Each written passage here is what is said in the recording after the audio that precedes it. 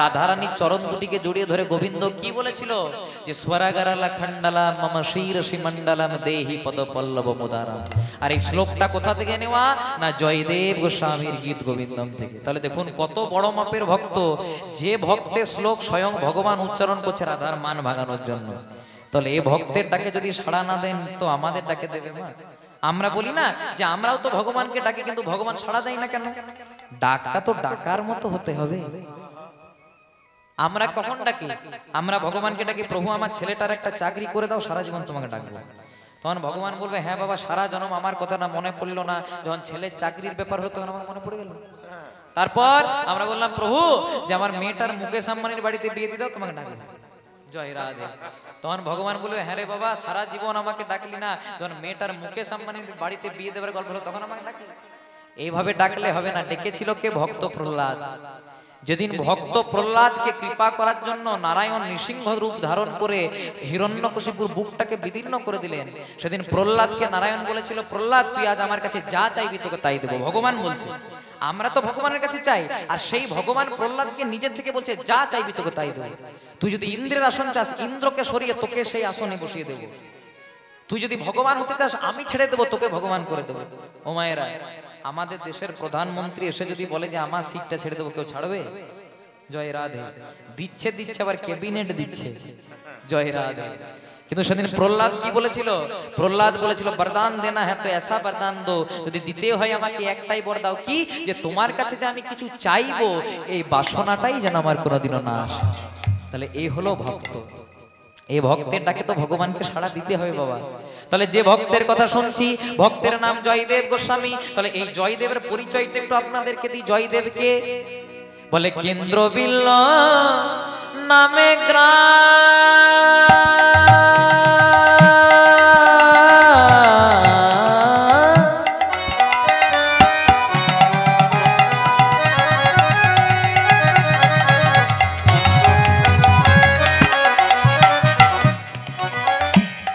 অজয় নদে তীরে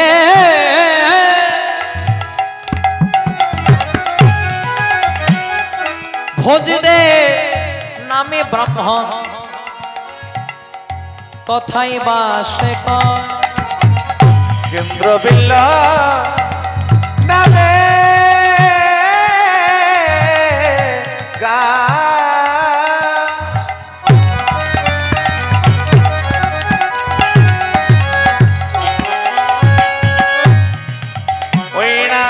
অজয় নদে তীরে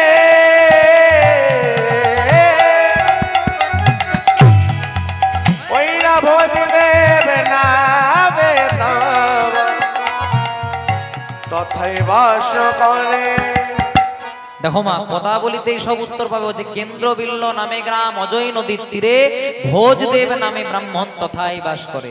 মানে বীরভূম জেলার কেন্দুলি গ্রাম অজয় নদীর তীরে পিতা ভোজদেব গোস্বামীর কোল আলো করে ধরাধামে অবতীর্ণ হলেন পরম কৃষ্ণ ভক্ত, যার নাম হলো ভক্ত কবি জয়দেব গোস্বামী।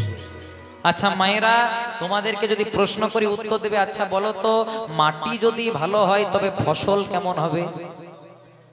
তোমাদের চাষ আছে? আমি যখন আসছিলাম তোমাদের এখানে দেখলাম সত্যি মাঠে অনেক চাষ হয়েছে। জয় রাধে। আচ্ছা বলো তো, মাটি যদি ভালো হয় ফসল কেমন হবে বাবা? ভালো হবে।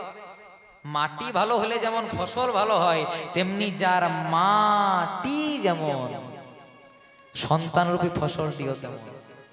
মা ছেলেকে যা যা শিক্ষা দেবে, ছেলে কিন্তু বাবা তাই তাই শিক্ষা নেবে। প্রমাণ ঈশ্বরচন্দ্র বিদ্যাসাগর। মায়ের নাম ছিল ভগবতী দেবী। ঈশ্বরচন্দ্র বিদ্যাসাগর শীতকালের দিনে মাকে একটা শাল এনে দিলেন, মা শালটা নিয়ে ঠান্ডা কাটাবে। একদিন গেল, দুদিন গেল, 3 দিন গেল, মা কিন্তু শালটা গায়ে নিল না। ঈশ্বরচন্দ্র বিদ্যাসাগর বলছে হ্যাঁ গো মা, তাহলে কি তোমার শালটা পছন্দ হয়নি? বলছে খুব পছন্দ হয়েছে খোকা। তাহলে গায়ে নাওনি কেন?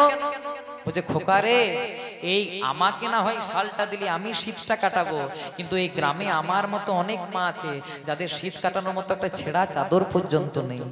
তারা যদি এত দুঃখে থাকে, আমি কি সুখে থাকতে পারি? তখন বিদ্যাসাগর বললো হ্যাঁ গো মা, তাহলে আমি যদি এই গ্রামের সকলের জন্য একটা করে দামি শাল এনে দিই, তুমি গায়ে নেবে? তারপরের দিন ঈশ্বরচন্দ্র বিদ্যাসাগর সকল মায়েদের জন্য একটা করে দামি শাল এনে দিল। মাও শালটা গায়ে নিল। মাটিটা কেমন মা? ভালো না খারাপ? ভালো। আর আরেকটা মাটির উদাহরণ দিই। আমি যেখানে থাকি জায়গাটার নাম শালতোড়া। কালকে আমার ঝাড়খণ্ডে কীর্তন ছিল, কাল পরশু। কালকে যখন কীর্তন করে আজকে সকালে বাড়ি ঢুকেছি, তখন দেখছি একজন মা তার ছেলেকে খুব মারধর করছে, খুব মারধর করছে। মাকে বললাম, মা মারছো কেন? বলছে হরিবাসরে জ্ঞান দাও, আমাকে জ্ঞান দিতে আসো না। জয় রাধে। আমি মাকে বললাম, মা হরিবাসরে 3 ঘন্টা জ্ঞান দিলে 35,000 টাকা পাই, তোমাকে কেন ফ্রি ফ্রি জ্ঞান দিতে যাবো? জয় রাধে। আমি বললাম মারছো কেন সেটা তো বলো। তো বলছে শোনো, আমার ছেলেটা লুচি আলুর দম খেতে ভালোবাসে। শুনুন, বলছে ছেলেটা আমার লুচি আলুর দম খেতে ভালোবাসে। ভালো ব্যাপার তোটা। বলছে শোনো না, সে ব্যাপার নয়। বলে কি? বলছে বাড়িতে তখন লুচি আলুর দম করে দিয়ে একটা লুচি আর এইটুকুন আলুর দম খায়, আর যখন স্কুলে 6টা লুচি দিয়ে পাঠায়, এতটা আলুর দম দিয়ে পাঠায়, পুরোটাই চেটে পুটে পরিষ্কার করে দেয়। তা খোকাকে বললাম, হ্যাঁ রে খোকা, বাড়িতে একটা আর স্কুলে 6টা কি করে? তখন খোকা বলছে, মা আমি বাড়িতেও একটা খাই আর স্কুলেও একটা খাই, আমার কি পেটটা বেড়ে যায়? বলছে তাহলে 6টা শেষ হয় কি করে? বলছে আমার কয়েকটা বন্ধু আছে, একটা রামকে দিই, একটা শ্যামকে দিই, একটা দিলীপকে দিই, একটা পারসকে দিই। তখন মা কোমরের কাপড়টাকে বেঁধে পরে বলছে, এই জন্য ভোরবেলায় টিফিন করি, একা খাবি? আমার মনে হয় বাবা সমুদ্র মন্থনেও এত বড় বিষ উঠে নাই। এই যে ছেলেকে বলে দিল একা খাবি, এবার মনে করুন ছেলেটা 8 ঘোড়া থেকে কলকাতাতে ফ্ল্যাট নিয়ে একাই আছে। মা বলছে, হ্যাঁ রে খোকা, আমি যে তোর মা, আমাকেও নিয়ে চল। তখন ছেলেটা বলবে, মা তুমি তো ছোটবেলাতে শিখিয়েছিলে একা খাবি, একা খাবি, একা খাবি।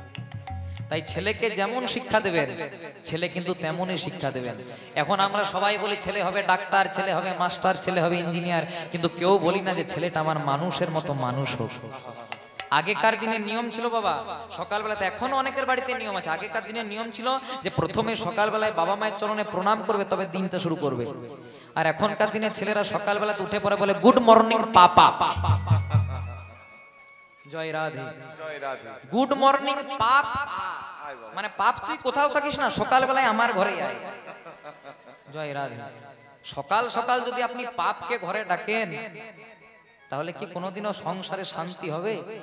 ছেলেকে ইংলিশ মিডিয়ামে পড়ান, ছেলেকে পাশ্চাত্য কালচার শেখান, কিন্তু তার সঙ্গে শেখাবেন যেন বাবাকে বাবা বলে, মাকে মা বলে। কারণ আমরা তো বাঙালি জাতি, আমরা তো সনাতনী জাতি। যদি বাবাকে বাবা, মাকে মা বলতে না পারি, তাহলে আমাদের গোড়াতেই গলদ হয়ে যাবে। তাহলে পিতার নাম ভোজদেব গোস্বামী, এবার মায়ের পরিচয়টা দিই। বামা দেবী নামে পত্নী,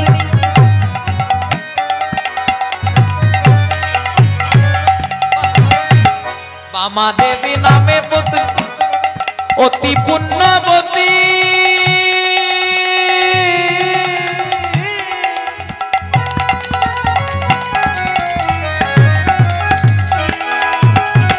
দুজনে ভগবানে করেন ভগত। বামা দেবী নামে পত্নী, অতি পুণ্যবতী।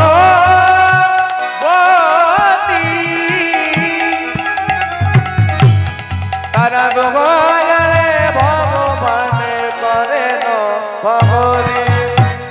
আর কেমন করে মা, যেমন ছেলে তেমন বাবা, আর তার তেমন মা। সকাল থেকে ওটা কি নাম করে? চলুন এখানে একটু নরোত্তম দাস ঠাকুর একটু কথা বলি, গাইবো, হাত দূরে তুলে সবাই মিলে। হরি হরায় নম কৃষ্ণ যাদবায় নমঃ। সবাই হরি হরায় নম কৃষ্ণ যাদবায় নমঃ। হরি হরায় নম কৃষ্ণ যাদবায় নমঃ। সবাই মিলে হরি হরায় নম কৃষ্ণ যাদবায় নমঃ। আবার যাদবায় মাধবায় কেশবায় নমঃ। আবার যাদবায় মাধবায় কেশবায় নমঃ। আবার যাদবায় মাধবায় কেশবায় নমঃ। আবার যাদবায় মাধবায় কেশবায় নমঃ। গোপাল গোবিন্দ রাম শ্রী মধুসূদন, গোপাল গোবিন্দ রাম শ্রী মধুসূদন। গোপাল গোবিন্দ রাম শ্রী মধুসূদন। গোপাল গোবিন্দ রাম শ্রী মধুসূদন। আবার গিরিধারী গোপীনাথ মদন, আবার গিরিধারী গোপীনাথ মদন মোহন। আবার গিরিধারী গোপীনাথ মদন। আবার গিরিধারী গোপীনাথ মদন মোহন। ও মায়েরা, এদের কীর্তন অনেক শুনলাম, একটু তোমরা আমার সঙ্গে গাইবে? গাইবে? এই যারা যারা এসেছিল আমার সঙ্গে কিচ্ছু বাজাবে না, আমি বলবো আর তারপর তোমরা বলবে। বলবে তো? হ্যাঁ, আমি একটু জোরে জোরে বলবেন, কারণ আমি তো মাইক নিয়ে গাইছি। চলো হাতে হাতে তালি দিয়ে যত জোরে পারেন। হরি হরায় নম কৃষ্ণ যাদবায় নমঃ। বলো আস্তে। আচ্ছা, আপনারা সেবা করে এসেছেন? হ্যাঁ হ্যাঁ, মুড়ি খেয়েছেন? মুড়ি খেলে মুড়ির মতনই আওয়াজ আসবে। জয় রাধে। একটু জোরে জোরে বলতে হবে মা, এখানে একদম লজ্জা ঘৃণা ভয় করলে চলবে না, এটা তো আমাদের সংসার না, এটা গোবিন্দের সংসার। তো সবাই মিলে সঙ্গে বলবো হরি হরায় নম কৃষ্ণ যাদবা, হরি হরায় নম কৃষ্ণ যাদবায় নম। প্রেম প্রেম যাদবায় মাধবায় কেশবায় নম, গোপাল গোবিন্দ রাম শ্রী মধুসূদন, গিরিধারী গোপীনাথ মদন, মনের আনন্দে বলো হরি ভজ বৃন্দাবন। বাহ, শ্রী গুরু বৈষ্ণব পদে মজাইয়া। বাহ, জয় রাধে। আস্তে আস্তে খুব সুন্দর, আপনারা এত সুন্দর গাইছেন যে বাবারা বলবে ঘরে তো আমাদের কথা শুনে না, এখানে এমন কি জাদু করলো যে এর কথা শুনছে। নিতাই গৌর প্রেমানন্দে হরি হরি বল। এটা তো আমার কথা নয়, এটা হচ্ছে ভগবানের কথা। আচ্ছা দেখি কাদের জোর, বাবাদের বেশি না মায়েদের? আর বাবারা যারা এসেছেন তারা কিচ্ছু বলবেন না, শুধু মায়েরা বলবেন। জয় ধ্বনি দেবেন মা, বলো বলো রাধা রানী কি। বাহ, এবার মায়েরা বলবেন না, শুধু বাবারা বলবেন, ঠিক আছে? বলো বলো রাধা রানী কি। কারা বেশি আছে গো? মায়েরা। হ্যাঁ, ঘরে তো কিছু বলতে পারে না, অশান্তির ভয়ে ঘর গেলে নুন নাই চাল নাই। জয় রাধে। এটা গোবিন্দের সংসার, সবাই মিলে একসঙ্গে গাইবো গোপাল গোবিন্দ রাম শ্রী মধুসূদন, গোপাল গোবিন্দ রাম শ্রী মধুসূদন, গোপাল গোবিন্দ রাম শ্রী মধুসূদন। হরি বল রে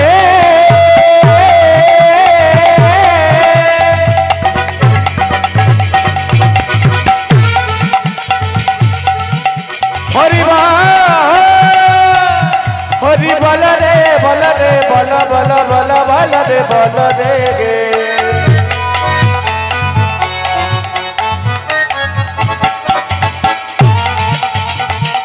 হরি বল রে হরি বল রে। গোপাল গোবিন্দ রাম শ্রী মধুসূদন, গোপাল গোবিন্দ রাম শ্রী মধুসূদন, আবার গিরিধারী গোপীনাথ মদন মোহন, আবার গিরিধারী গোপীনাথ মদন, আবার গিরিধারী গোপীনাথ মদন, আবার গিরিধারী গোপীনাথ মদন মোহন। মনের আনন্দে বল হরি ভজ বৃন্দাবন, মনের আনন্দে বল হরি ভজ বৃন্দাবন, মনের আনন্দে বল হরি ভজ বৃন্দাবন। মনের আনন্দে বল হরি ভজ বৃন্দাবন। শ্রী গুরু বৈষ্ণব পদে মজাইয়া, শ্রী গুরু বৈষ্ণব পদে মজাইয়া, শ্রী গুরু বৈষ্ণব পদে মজাইয়া, ওই না শ্রী গুরু বৈষ্ণব পদে মজাইয়া, শ্রী গুরু বৈষ্ণব পদে পদ্ম করিয়া, শ্রী গুরু বৈষ্ণব পাদ পদ্ম করিয়া, শ্রী গুরু বৈষ্ণব পাদ পদ্ম করিয়া, শ্রী গুরু বৈষ্ণব পাদ পদ্ম করিয়া, আবার নাম সংকীর্তন গাই নরোত্তম, আবার নাম সংকীর্তন গাই নরোত্তম, আবার নাম সংকীর্তন গাই নরোত্তম। হরি বল হরি বল হরি বল হরি বল গাই, হরি বল হরি বল হরি বল হরি বল। হরি বল হরি বল হরি বল হরি বল। বলো বলো রাধা রানী কি, শ্যাম সুন্দর গোবিন্দ কি। যাদের যাদের কীর্তন ভালো লাগছে না তাদের কি ভালো লাগে নাই? ভালো লাগছে তো? জানি তাই। আপনাদের যদি ভালো না লাগে তখন আমাকে বাবলু কাকু চিৎকার করবে। নিতাই গৌর প্রেমানন্দে হরি হরি বল। আর খুব মন দিয়ে শুনবেন মায়েরা। এবার সেই ভক্ত কবি জয়দেব গোস্বামী জন্মগ্রহণ করলেন। যেমন মা তেমন বাবা তেমন তার সন্তান। আস্তে আস্তে আস্তে ভজন গাইবো, সবকিছুই বলবো, কিন্তু লীলার মধ্যে আবার ফিরে আসতে হবে। ভক্ত কবি জয়দেব গোস্বামী তিনজনের সংসার। নিজে ছেলের নাম জয়দেব, বাবার নাম ভোজদেব গোস্বামী, মায়ের নাম বামা দেবী গোস্বামী।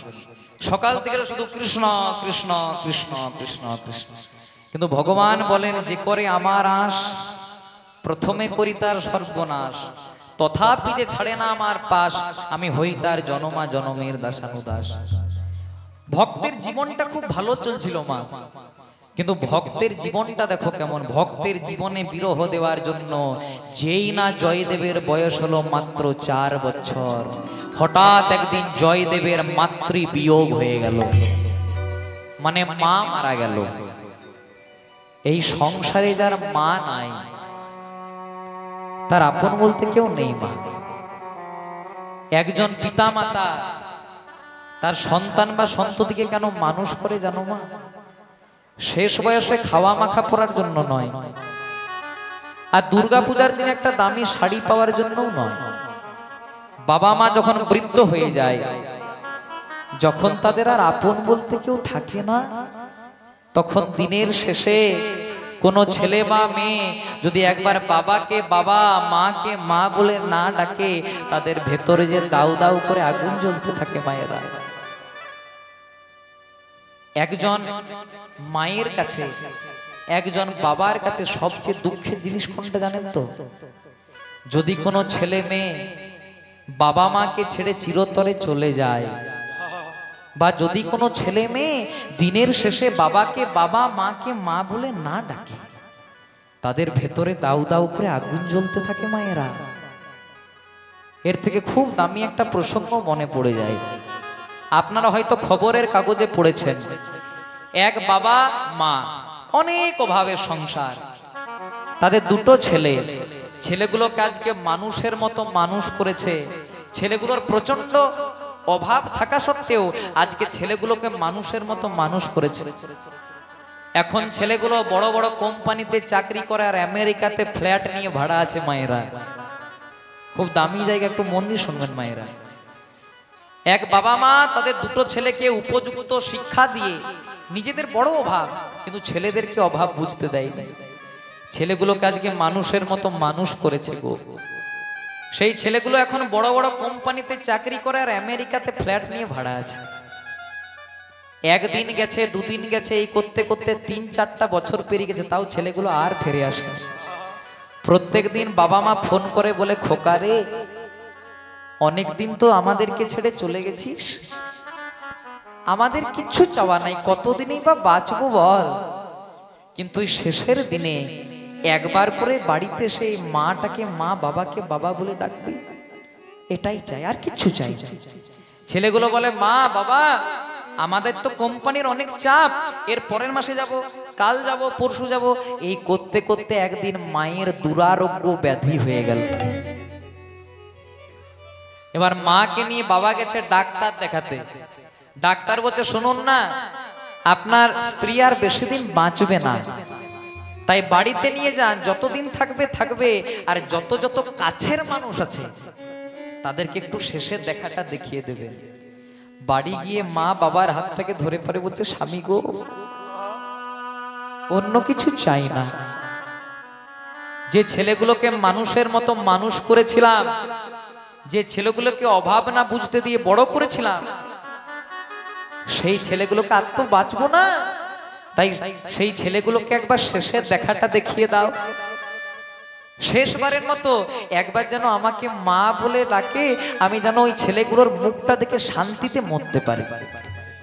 বাবা ফোনে খবর দিল, খোকা রে, তোদের মার বেশি দিন বাঁচবে না রে, তাই তাড়াতাড়ি আয়, অন্তত মরে যাওয়ার আগে একবার শেষের দেখাটা দেখিয়ে যা, তোদের মায়ের বড় ইচ্ছা রে, যেন তোদেরকে দেখে শান্তিতে মরতে পারে, একবার দেখে যা।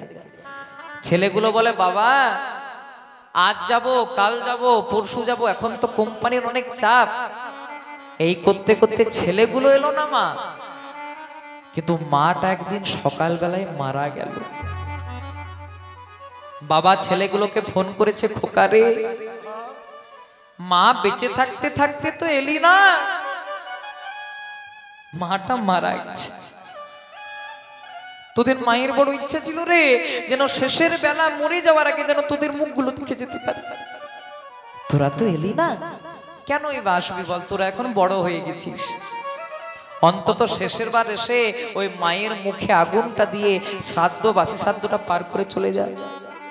ছেলেগুলো বলছে, বাবা আমরা তো আমেরিকাতে থাকি, ভারতে যেতে গেলে মিনিমাম 3 দিন সময় লাগবে, তাই মায়ের দেহটাকে ততদিন যেন গলে না যায়, পচে না যায়, একটু ফ্রিজার করার ব্যবস্থা করো, মানে বরফে রাখার ব্যবস্থা করো। ডাক্তারি পরামর্শ নিয়ে আজকে মায়ের দেহটাকে বরফের মধ্যে রেখেছে যেন মায়ের দেহটা পচে না যায়। যেই না 3 দিন পেরিয়ে গেছে, বিকেল বেলাতে বড় ছেলেটা একটা বড় ব্যাগ নিয়ে বাড়ি ঢুকেছে। বাবা কি আর থাকতে পারে? বাবা বড় ছেলেটাকে জড়িয়ে ধরে বলছে, খোকা রে, মা বেঁচে থাকতে থাকতে তো এলি না, তোদের মায়ের বড় ইচ্ছা ছিল যেন তোদেরকে শেষের বার একবার দেখে শান্তিতে মরতে পারে। যখন মারা যাচ্ছিল না, বারবার করে বলছিল, স্বামী আমার 2টো ছেলেকে ডেকে দাও। তোরা তো তাও এলি না, কেন আসবি বল? তোরা এখন উপযুক্ত মানুষ হয়েছিস, বড় হয়েছিস, কেন আসবি?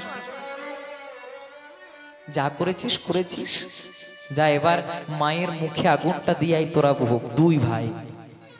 বাবা এতক্ষণ লক্ষ্য করেনি, কিন্তু এবার লক্ষ্য করেছে যে বড় ছেলেটা এসেছে কিন্তু ছোট ছেলেটা আসে নাই। বড় ছেলেটা এসেছে কিন্তু ছোট ছেলেটা আসে নাই। বাবা বড় ছেলেটার হাতটাকে ধরে পড়ে বলছে, হ্যাঁ রে খোকা, তুই এলি আর আমার ছোটটা আসেনি, ছোটকা আসেনি। তখন বড় ছেলেটা যে কথাটা বলবে না মা, সেটা আজকে যারা যারা হরিবাসরে মা বাবা হয়েছেন একটু মনে গেঁথে নিন ভালো করে। বড় ছেলেটা বলছে, বাবা ঠিকই বলেছো, আমি এসেছি, ছোট ভাই আসেনি। কেন জানো? বলে কেন? আমরা তো 2 ভাই একই কোম্পানিতে চাকরি করি, তাই 2 ভাইকে একসঙ্গে ছুটি দিল না, তাই ছোট ভাই বলে পাঠিয়েছে, আজকে মা মারা গেছে তুই যা, আর যেদিন বাবা মারা যাবে সেদিন আমি যাব। এর চেয়ে কোনো কিছু দুঃখের থাকতে পারে না একটা বাবার কাছে?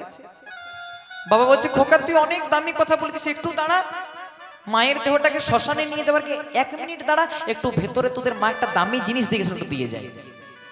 1 মিনিট সময় চেয়েছে, কিন্তু আধ ঘন্টা 1 ঘন্টা পেরিয়ে গেছে, বাবা দরজা খুলে নাই। যেই না 1 ঘন্টা পরে দরজাটাকে ভেঙে দিয়েছে, দেখছে বাবা গলায় দড়ি দিয়ে ঝুলন্ত অবস্থায় দাঁড়িয়ে আছে, আর বাবার হাতে একটা চিঠি। চিঠিটাতে লেখা আছে, খোকা রে, অনেক অভাবে সংসার ছিল, একদিন সারাদিন তোরা কিচ্ছু খাসনি, তোরা বলেছিলি জন্ম দিয়েছো কেন যদি খেতে না দিতে পারো?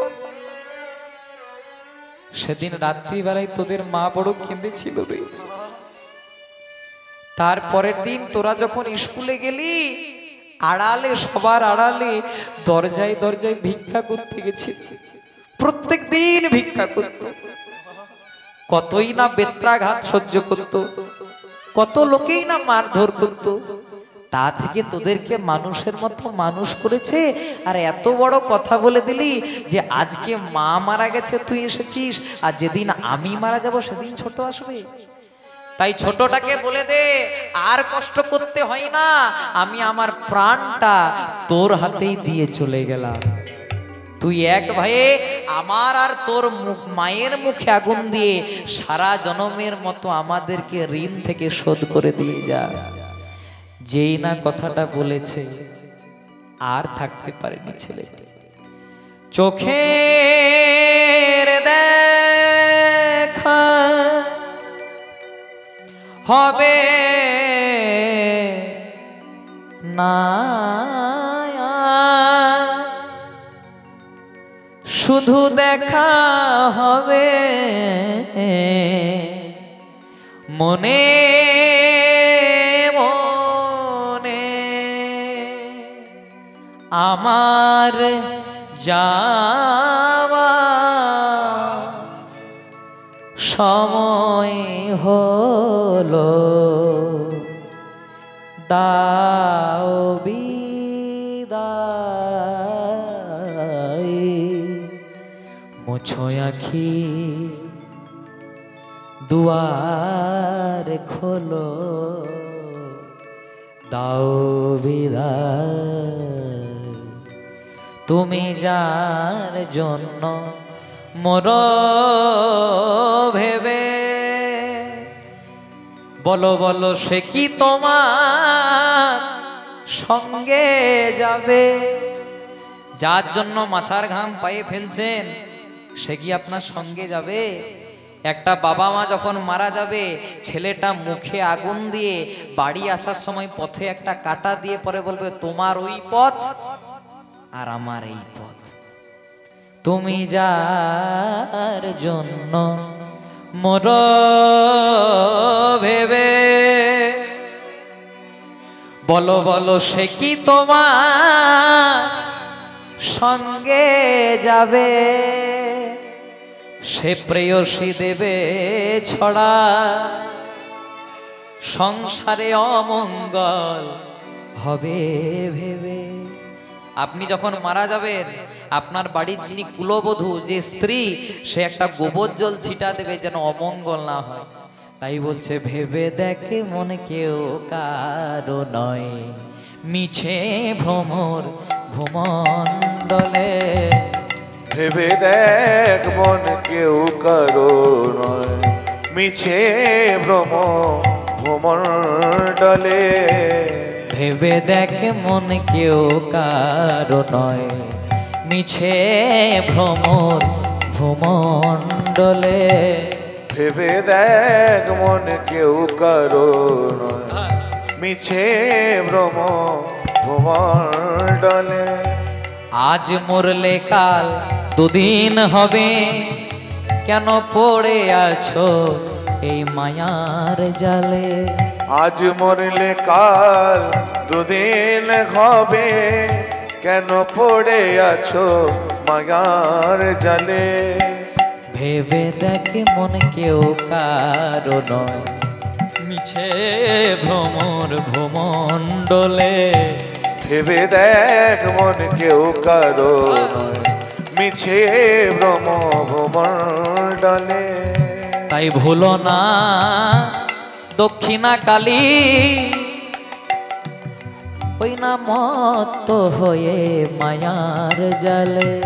তুমি ভুলো না দক্ষিণা কালে, বত গয়ে মায়ার জালে। তুমি ভুলো না দক্ষিণা কালী, মত্ত হয়ে মায়ার জালে।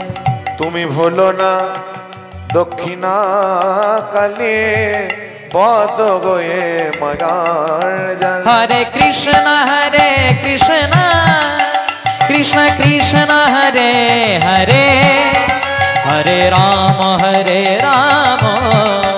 রাম রাম হরে হরে। হরি বল। हरे कृष्ण कृष्ण कृष्ण हरे हरे, हरे राम राम राम हरे हरे। हरे कृष्ण कृष्ण कृष्ण हरे हरे, हरे राम राम राम हरे हरे। हरि हरि बोल ध्वनि में। हरे कृष्ण कृष्ण कृष्ण हरे हरे, हरे राम राम राम हरे हरे। এবার যেই না জয়দেবের মা মারা গেল, জয়দেবের বাবার নাম ছিল ভোজদেব গোস্বামী। 4 বছর বয়সে মা মারা গেল, আর যেই না ছেলেটার বয়স হলো মাত্র 6 বছর, পিতা ভোজদেব গোস্বামী ছেলেটাকে একটা পাঠশালায় ভর্তি করে দিলেন মা। পাঠশালাটির নাম হলো জামদহ গ্রামের পাঠশালা। তাই ছেলেটা প্রত্যেক দিন হাঁটু পর্যন্ত ধুতি আর একটি নামা বলে। আর বাবা বলেছে, শোন খোকা, তোর মায়ের বড় ইচ্ছা রে যে তুই যেন মানুষের মতো মানুষ হোস। তাই ছেলেটা আজকে হাঁটু পর্যন্ত ধুতি একটি নামা বলি পরে কৃষ্ণ নাম গাইতে গাইতে যায়। আর বাবা করে কি, একটা নামা বলির মধ্যে একটু চিড়ে মুড়ি বেঁধে দেয়। খোকা, তোর যদি এই বনের পথে যেতে যেতে তোর যদি কোনোদিনও খিদে পায়, এটা খুলে খাবে। প্রত্যেক দিন পাঠশালাতে যেতে যেতে যেই না 2-3 দিন পেরিয়েছে, আজকে ছেলেটা বাড়িতে এসে বাবাকে, যো বাবা, আমি আর কাল থেকে পাঠশালায় যাব না। বলে কেন, কেন যাবি না? বলে কেন তুমি জানো না, আমার এইটুকুন বয়স 6 বছর, আমি বনের পথে একা একাই পাঠশালায় যাই, আমার বুঝি ভয় করে না? বাবা মনে মনে চিন্তা করছে ঠিকই তো, ছেলেটা তো ঠিকই বলেছে, এই 6 বছর বয়স ভয় তো পেতেই পারে, কিন্তু মিথ্যা মিথ্যি যেন ছেলেটা যেন পাঠশালাতে যায়, একটু ছলনা করে বলছে, শোন খোকা, আমার তো তোকে বলাই হয়নি, ওর বনের পথে যেতে যেতে তোর যদি কোনোদিনও ভয় করে রে, ওই বনের মধ্যে তোর একজন বন্ধু আছে। বলছে বন্ধু আছে? বলে হ্যাঁ বন্ধু আছে। বলছে বন্ধুর কি নাম? বন্ধুর নাম হলো মধুসূদন। বাবা বলেছে আর ছেলেও বিশ্বাসও করে নিয়েছে। কথায় আছে বিশ্বাসে মিলাই বস্তু, তর্কে বহুদূর। ভক্তের মনে যদি অটুট বিশ্বাস থাকে তাহলে ভগবান দেখা দিতে বাধ্য। ভক্ত যদি শক্ত হয় তাহলে ভগবানেরও পরাজয়। তাই এবার করেছে কি, জয়দেব মনে মনে চিন্তা করছে দেখতেই হবে কেমন ভগবান আছে, তাই আজ বনের মাঝে এসে পরে ডেকে দিয়েছে মধুসূদন।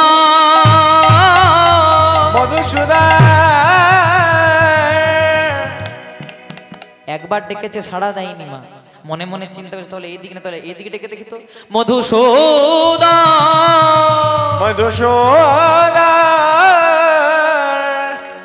দুবার ডেকেছে তাও সাড়া দেয়নি। তখন জয়দেব মনে মনে চিন্তা করছে তাহলে বাবা কি আমাকে মিথ্যা কথা বলেছে, এবার শেষবারের মতো ডাকবো, যদি আসে তাহলে ভালো, না হলে কাল থেকে পাঠশালার যাবো না। এবার ভক্ত তার প্রেম ভক্তি অনুরাগ দিয়ে ডাকছে মধুসূদন,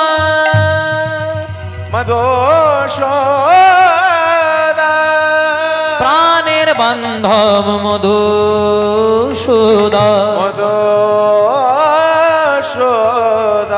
দেখা দাও মধুসূদন।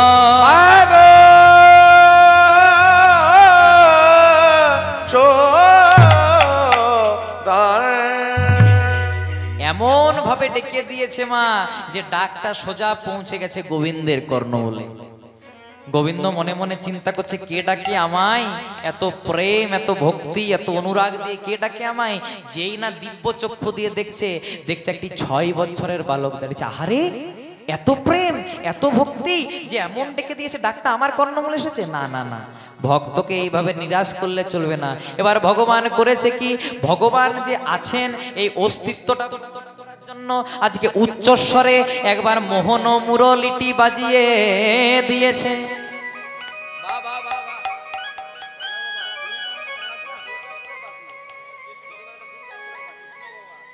জয় রাধে। এমন বাঁশিটি বাজিয়ে দিয়েছে মা, তখন জয়দেবের বয়স 6 বছর। সেই 6 বছর বয়সে জয়দেব গীত গোবিন্দের প্রথম শ্লোক লিখছে, মধুরম মধুরম মধুরতি মধুরম অপরূপ মুরলী নিনাদ।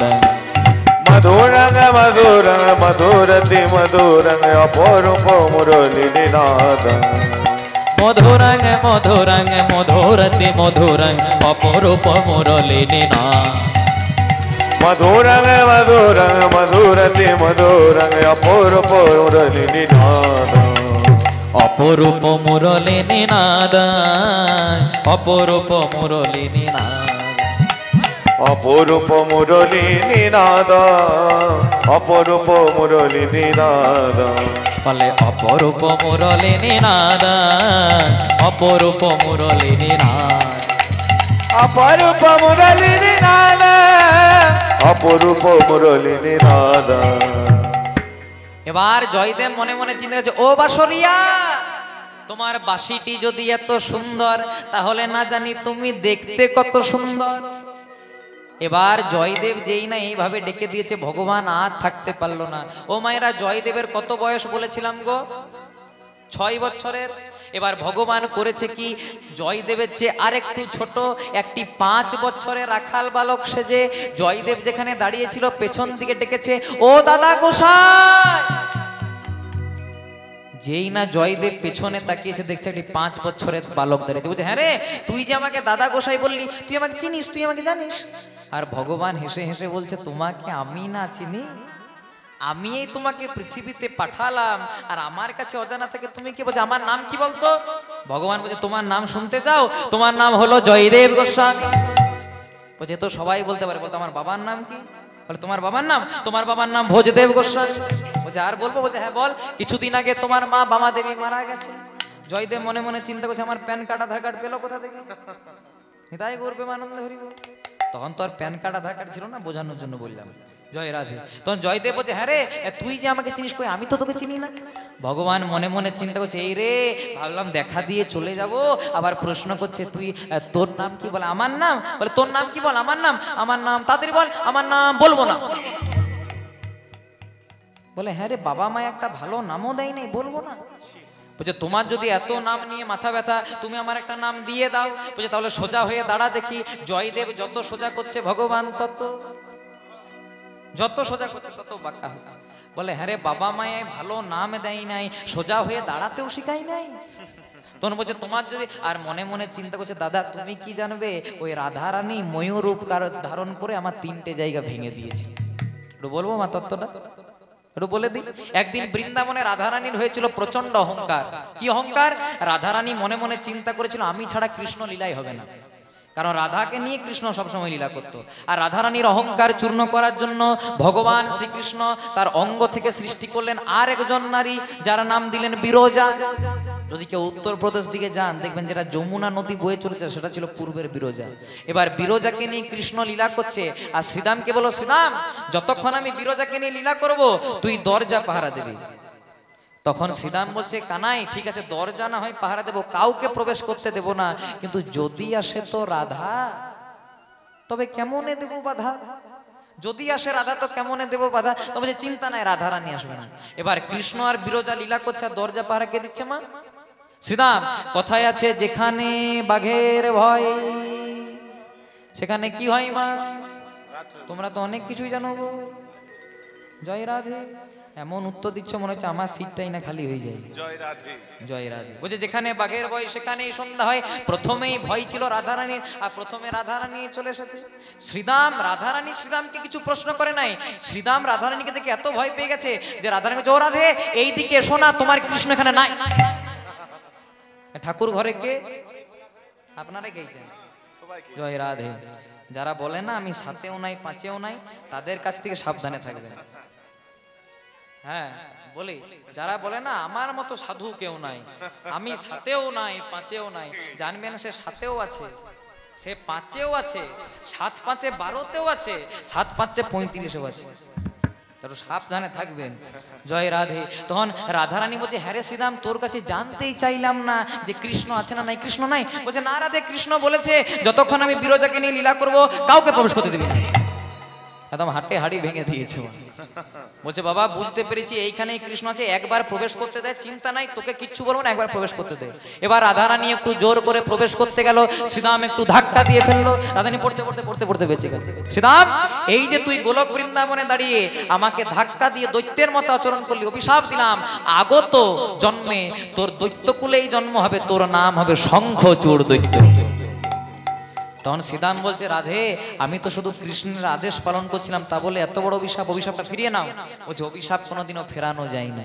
তাহলে রাধে এই যে তুমি আমাকে অভিশাপ দিলে যে আমি শঙ্খচূড় দৈত্য হব, আমিও যদি প্রকৃত কৃষ্ণ ভক্ত হই আমিও তোমাকে অভিশাপ দিলাম। কি না, যে কৃষ্ণকে না দেখে তুমি এক মুহূর্তও থাকতে পারো না, সেই কৃষ্ণের সঙ্গে তোমার 100টা বছর কোনো দেখাই হবে না। তাই গৌর প্রেমানন্দে হরি বল হরি বল। তাই এই কারণেই ভগবান শ্রীকৃষ্ণ মাকে কান্দিয়ে বাবাকে কান্দিয়ে বৃন্দাবনকে ছেড়ে মথুরায় দ্বারকায় চলে গেছিলেন। এবার কি হচ্ছে দেখুন লীলার মধ্যে আসুন। এবার কিন্তু জোর করে কোন রকমে রাধা প্রবেশ করেছে বাবা ভেতরে, আর ভেতরে কে ছিল? কৃষ্ণ আর বিরজা। বিরজা কি রাধাকে দিকে থরথর করে কাঁপছে, ও কৃষ্ণ তোমার রাধা। বলছে ভয় পেও না, তুমি হয়ে যাও জল আর আমি হব একটা কালো সর্প, রাধারানী কিচ্ছু বুঝতে পারবে না। এবার যেই না রাধারানী প্রবেশ করেছে দেখছে একটা জলের ওপর একটা কালো সর্প খেলা করছে। কথায় আছে ইঙ্গিতে পণ্ডিত বুঝে। রাধারানী বুঝতে পেরে গেল যে আমার সঙ্গে ছলনা করার জন্য বিরজাকে করেছে জল, কৃষ্ণ হয়েছে কালো সর্প। তাই রাধারানী ময়ূর রূপ ধারণ করলেন, আর ময়ূর রূপ ধারণ করে জলের মধ্যে গিয়ে সাপটাকে মুখে করে তুললেন। সাপে ময়ূরে যুদ্ধ হলো, মানে রাধা কৃষ্ণতে যুদ্ধ হলো। যুদ্ধ চলাকালীন ময়ূরটা সাপটাকে মুখে করে নিয়ে 3বার মোচড় দিল। একবার যেই না 3বার মোচড় দিল 3টে জায়গা ভেঙে গেল। সেদিন থেকে সোজা হয়ে দাঁড়াতেই শিখে নাই। ক্যালেন্ডারে ছবি দেখুন, বিগ্রহতে ছবি দেখুন, বাঁকা শ্যাম বাঁকা হয়ে দাঁড়িয়েছে। তখন জনেক নদিয়া নাগরিক বলছে হ্যাঁ গো তোমাদের কৃষ্ণ কি সোজা হবে না, সারা জনম বাঁকাই থাকবে? সোজা হবে। বলে কবে? না যেদিন নদিয়ায় গিয়ে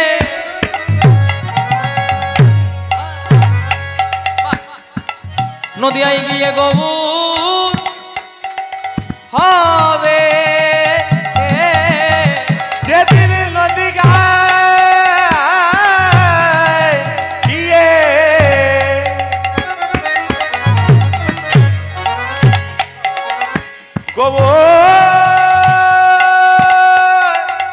হবে